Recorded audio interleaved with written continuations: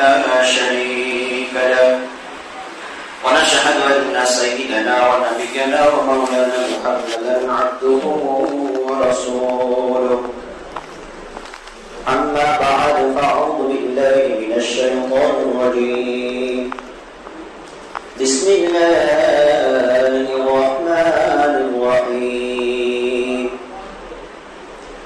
مثل الذين ينفقون أموالهم في سبيل الله كمثل حبة أنبتت 7 سنابل في كل سنبلة 100 حبة الله يضاعف لمن يشاء والله واسع عليم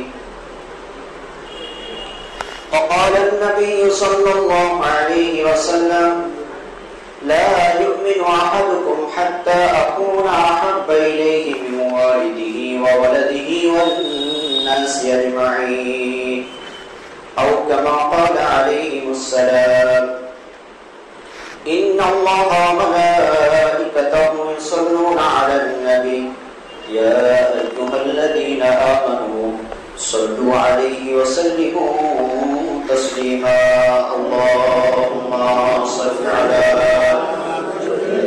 سيدنا مولانا محمد وعلى آل سيدنا مولانا محمد الحمد لله প্রশংসা আদায় করছি সেই রব্বুল আলামিনের যিনি আমাদেরকে ভালোবাসেন ভালোবেসে মসজিদে আসার তৌফিক দান করেছেন অল্প কিছু সময় দিনের কিছু কথা বলা এবং শোনার মতো তৌফিক দিয়েছেন শুকরিয়া আদায় করছি আলহামদুলিল্লাহ দরুদ ও সালাম বর্ষিত হোক সেই রাসূলের প্রতি সকলে বলি সাল্লাল্লাহু আলাইহি ওয়াসাল্লাম আজকে রবিউল আউয়াল মাসের 2 তারিখ প্রথম জুমা এই মাসটা একটা গুরুত্বপূর্ণ ফজিলতপূর্ণ মাস মর্যাদা সম্পন্ন মাস কেননা এই মাসেতেই আমার আপনার নবীকে আল্লাহ রাব্বুল আলামিন দুনিয়ার বুকে পাঠিয়েছেন যিনি দুনিয়ার বুকে আসার পর এমন একটা জাহিলিয়াতের যুগ অন্ধকারের যুগ থেকে মানুষকে আলোর দিকে নিয়ে এসেছেন জাহিলি মানুষদেরকে যিনি আলোর পথ দেখিয়েছেন উম্মতকে যিনি ঈমান শিখিয়েছেন আখলাক শিখিয়েছেন আদর্শ শিখিয়েছেন শিরক বিদআত এই সমস্ত যত রকমের কর্ম দুনিয়ার বুকে প্রচলিত ছিল সেগুলো থেকে মানুষকে দিনের দিকে নিয়ে এসেছেন এটা হলো সেই রকম একটা মাস বিশ্ব নবী সাল্লাল্লাহু আলাইহি ওয়াসাল্লাম বিশেষ করে তার নবুয়তের 23টা বছর তিনি এই উম্মতের জন্য তার জীবনকে কুরবান করে দিয়েছেন শুধু উম্মতের চিন্তা ফিকির নেই যে আমার উম্মত প্রত্যেকটা উম্মত তারা জাহান্নাম থেকে বেঁচে যায় কিভাবে তারা জাহান্নাম থেকে বেঁচে যাবে কিভাবে তারা ঈমানদার অবস্থায় দুনিয়ার জীবন যাপন করবে এই চিন্তা ফিকির নিয়ে তিনি তার জীবনকে শুধুমাত্র উম্মতের জন্য কুরবান করে দিয়েছেন আর শুধু দ্বীনকে আমাদের কাছে পৌঁছে দেননি আল্লাহ রাব্বুল আলামিন তো তার উপরে দ্বীনকে পরিপূর্ণ করে দিয়েছেন আল-ইয়াওমা আকমালতু লাকুম দীনাকুম ওয়া আতমামতু আলাইকুম নি'মাতি ওয়া রাদিতু লাকুম আল-ইসলাম দীনা আমার আপনার নবীকে দিয়ে আল্লাহ রাব্বুল আলামিন দ্বীনকে পরিপূর্ণ করেছেন সম্পূর্ণ করেছেন আর আল্লাহ রাসূল সাল্লাল্লাহু আলাইহি ওয়াসাল্লাম তিনি এই দ্বীনকে আমানতের সহিত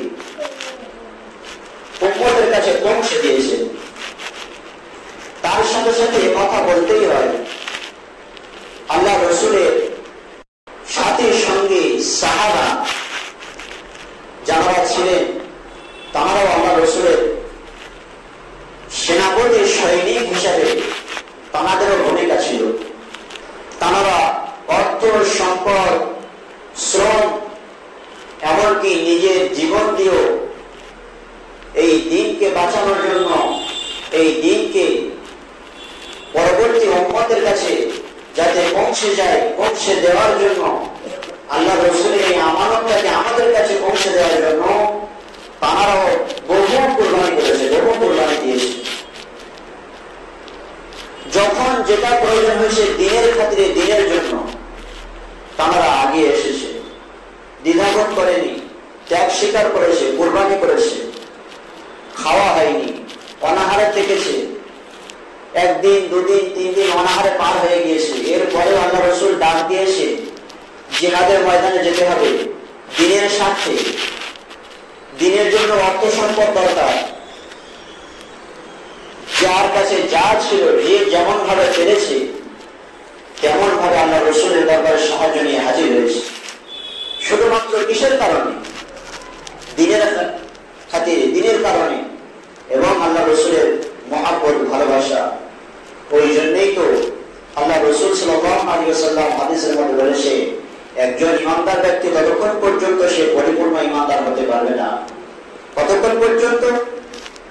লা ইউমিনু আহাদুকুম হাত্তা আকুনা আহাব্বা ইলাইহি মিন ওয়ালিদিহি ওয়া ওয়ালাদিহি ওয়ান নাসি আজমাইন। আল্লাহ রাসূল সাল্লাল্লাহু আলাইহি ওয়াসাল্লাম তিনি ইরশাদ করেন, ততক্ষণ পর্যন্ত একজন ব্যক্তি মুমিন হতে পারবে না যতক্ষণ পর্যন্ত তার নিকট, আমি তার নিকট, তার পিতামাতা, তার সন্তান সন্ততি এবং সমস্ত মানুষের থেকে অধিক প্রিয় না হই। সাহাবায়ে কেরাম রাদিয়াল্লাহু তাআলা আনহুম, তাদের মধ্যে এইরকম ঈমান ছিল। পিতামাতা, সন্তান সন্ততি, অর্থ সম্পদ, এমনকি নিজের জীবনের থেকেও আল্লাহ রাসূল সাল্লাল্লাহু আলাইহি ওয়াসাল্লামকে তারা ভালোবেসেছেন। তবেই আল্লাহ রাব্বুল আলামিন তাদের জন্য ঘোষণা করেছেন, রাদিয়াল্লাহু আনহুম ওয়া রাদু আন। তারাও আল্লাহর প্রতি রাজি খুশি, আল্লাহ রাব্বুল আলামিন তাদের প্রতিও রাজি খুশি। এই টাইটেল কাদের? সাহাবায়ে কেরাম রাদিয়াল্লাহু তাআলা আনহুম তাদের। কি কারণে? বিশ্ব নবীকে তারা ভালোবেসেছে। দিনের জন্য এই উম্মতের কাছে দিন কিভাবে পরবর্তী উম্মতের কাছে পৌঁছে যায় তার জন্য তারা কুরবানি দিয়েছে, ত্যাগ স্বীকার করেছে। বিবি বাচ্চা, সম্পদ, সন্তান সন্ততি সবকিছু ত্যাগ করতেও তারা বাধ্য হয়েছে, কিন্তু দিনকে তারা ছাড়েনি, দিনকে টিকিয়ে রেখেছে। দিনকে আমানতের সঙ্গে পরবর্তী উম্মতের কাছে তারা পৌঁছে দিয়েছে। আল্লাহ রাসূল সাল্লাল্লাহু আলাইহি ওয়াসাল্লাম ঘোষণা দিয়েছে, জিহাদের জন্য, দিনের জন্য জিহাদ করা লাগবে, সাহায্য দরকার। যে যার যেমন সামর্থ্য আছে সামর্থ্য অনুযায়ী সাহায্যের হাত বাড়িয়ে দিনের জন্য সাহায্য করো। হযরত উসমান গনি রাদিয়াল্লাহু তাআলা আনহু, তার যার সম্পদ ছিল সেই সম্পদের 3 ভাগের 1 ভাগ নিয়ে আল্লাহ রাসূলের দরবারে হাজির হয়েছে। হযরত ওমর ফারুক রাদিয়াল্লাহু তাআলা আনহু, তার যে সম্পদ ছিল সেই সম্পদের অর্ধেক নিয়ে আল্লাহ রাসূলের দরবারে হাজির হয়েছে।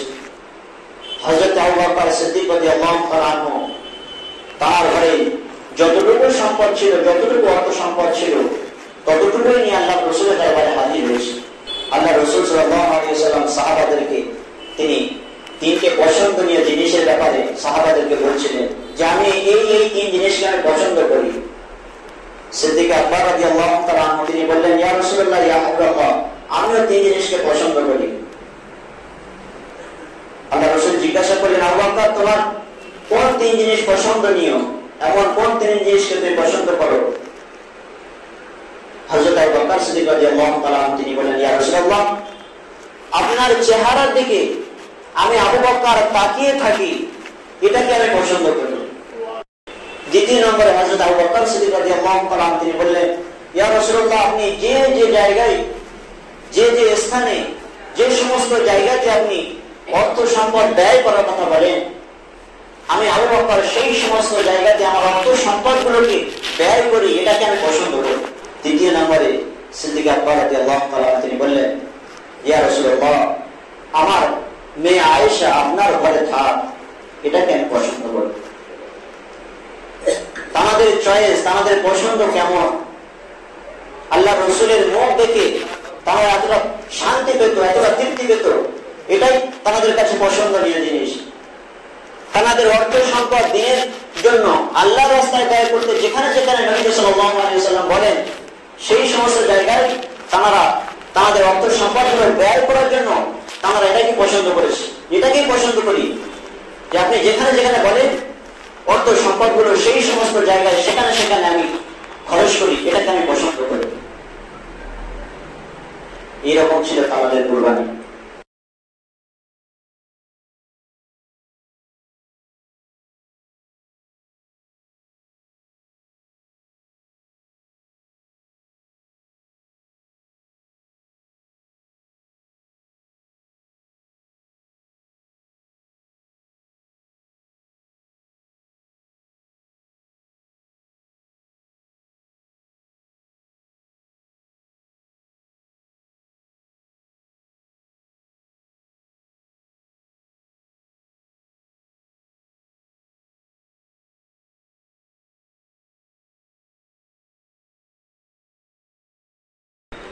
যুদ্ধের জন্য জিহাদের ময়দানে ডাক পড়েছে, সাহায্যের কথা বলেছে আল্লাহ রাসূল সাল্লাল্লাহু আলাইহি ওয়াসাল্লাম। একজন মহিলা, স্বামী নেই, ছোট্ট একটা বাচ্চা, দুধে বাচ্চা, কি মায়া, কি মহাব্বত। একটা দুধ পান করা শিশু, একজন মায়ের কতটা ভালোবাসা হতে পারে তার প্রতি। আল্লাহ রাসূল ডাক দিয়েছে জিহাদের জন্য, সাহায্য চেয়েছে, সাহায্য করার কথা বলেছে। আর আমি একজন মহিলা, যদিও আমি একজন মহিলা, কিন্তু আল্লাহ রসুলের প্রথমত আমি কিছু সাহায্য করতে পারবো না, আমার স্বামী বেঁচে নেই। ওই ছোট্ট বাচ্চাটিকে নিয়ে আল্লাহ রসুলের দরবারে চলে গেছে। ইয়া রাসূলুল্লাহ, ইয়া হাবিবাল্লাহ, আমার কাছে তো দেওয়ার মতো কিছু নেই, আমার স্বামী নেই, আমি অসহায় মানুষ, আপনি সাহায্যের কথা বলেছেন, আমি কি দিতে পারি, আমার কাছে তো কিছুই নেই। ইয়া রাসূলুল্লাহ, ইয়া হাবিবাল্লাহ, আমার এই ছোট্ট দুধ পান করা শিশু, এই শিশুটি আমি আপনাকে তুলে দিলাম। আল্লাহ রসুল বলেন, ছোট্ট শিশু, একে নিয়ে কি করবো, এই জিহাদের ময়দানে কি কাজে আসতে পারে? সে তো তরবারি হাতে করার মতো তার ক্ষমতা নেই, যুদ্ধ করার মতো তার তো সেই ক্ষমতা নেই, একজন শিশু বাচ্চাকে নিয়ে আমি কি করবো? ওই মহিলা তখন বলছে, ইয়া রাসূলুল্লাহ, ইয়া হাবিবাল্লাহ, ওই যে কাফের বেঈমান বেদী, তারা যখন আপনার দিকে তীর ছুড়বে, আপনাকে আঘাত করার জন্য তারা যখন তীর ছুড়ে মারবে, আমার এই বাচ্চাটিকে আপনি আপনার সামনে ঢাল স্বরূপ আপনি ধরবেন, ওই তীরগুলো যাতে আপনার শরীরে আঘাত না করে, আমার জীবনটা সার্থক হয়ে যাবে। এই ছিল তাদের কুরবানি। কিসের জন্য, কিসের খাতিরে? শুধুমাত্র দিনকে টিকিয়ে রাখার জন্য, দিনকে পৌঁছে দেওয়ার জন্য। কিভাবে আমাদের কাছে দিনটাকে পৌঁছেছে, আমরা তা স্বাধীনভাবে আজ দিন পেয়েছি। নামাজ, রোজা, হজ, যাকাত, ওযু, গোসল, এই যে পরিপূর্ণ শরিয়াতের বিধানগুলো যে আমরা পেয়েছি, কিসের মাধ্যমে? এর পিছনে অনেক বুজুর্গানে দ্বীন, সাহাবায়ে কিরাম, বিশ্বনবী সাল্লাল্লাহু আলাইহি ওয়াসাল্লামের অনেক